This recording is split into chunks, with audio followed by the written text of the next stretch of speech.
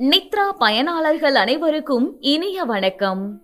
இன்று 2025 வருடம் ஏப்ரல் மாதம் 6ஆம் தேதி, குரோதி வருடம் பங்குனி மாதம் 23ஆம் நாள் ஞாயிற்றுக்கிழமை.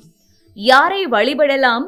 சிவபெருமானை வழிபட எதிர்காலம் சார்ந்த தெளிவுகள் ஏற்படும். இன்று யாருக்கெல்லாம் தனவரவுகள் மூலம் சேமிப்புகள் அதிகரிக்கும்? பார்க்கலாம் வாங்க. மேசராசி அன்பர்களே, புதிய வாகனம் வாங்குவது தொடர்பான எண்ணம் கைகூடும். மாணவர்களுக்கு நினைவாற்றல் மேம்படும். உறவினர்கள் வழியில் ஒத்துழைப்பான சூழல் உண்டாகும். நீர்நிலை சார்ந்த பணிகளில் சற்று கவனம் வேண்டும். ரிஷபராசி அன்பர்களே, முயற்சிக்கு ஏற்ப முன்னேற்றம் உண்டாகும். சிறுதூர பயணம் மூலம் மனதில் மாற்றம் ஏற்படும். விளையாட்டு தொடர்பான செயல்பாடுகளில் ஆர்வம் அதிகரிக்கும். உடன் பிறந்தவர்கள் ஆதரவாக இருப்பார்கள். மிதுன ராசி அன்பர்களே, வீட்டிற்கு தேவையான பொருட்களை வாங்கி மகிழ்வீர்கள். உடன் பிறந்தவர்கள் இடத்தில் அனுசரித்து செல்லவும். திறமைகளை வெளிப்படுத்துவதற்கான வாய்ப்புகள் கிடைக்கும். புதிய நபர்களின் அறிமுகம் உண்டாகும். கடகராசி அன்பர்களே, வியாபாரத்தில் புதிய வாய்ப்புகள் கிடைக்கும்.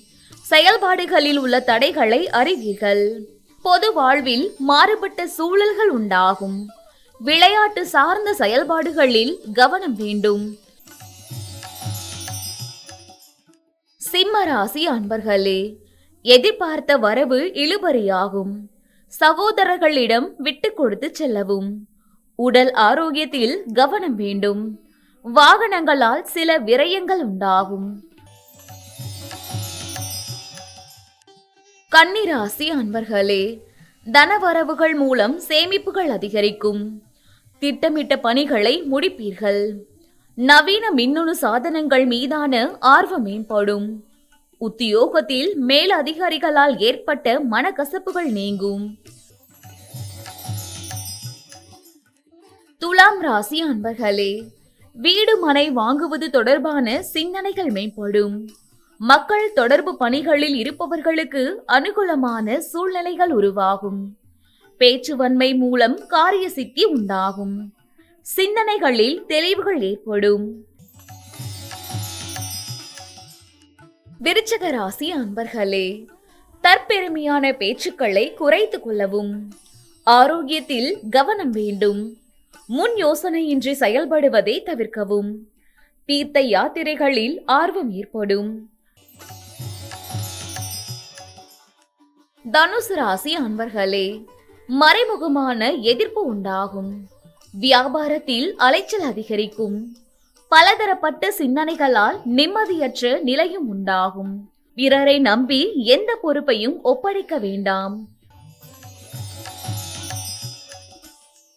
மகர ராசி அன்பர்களே, இலக்கியம் சார்ந்த பணிகளில் கற்பனை வளம் மேம்படும்.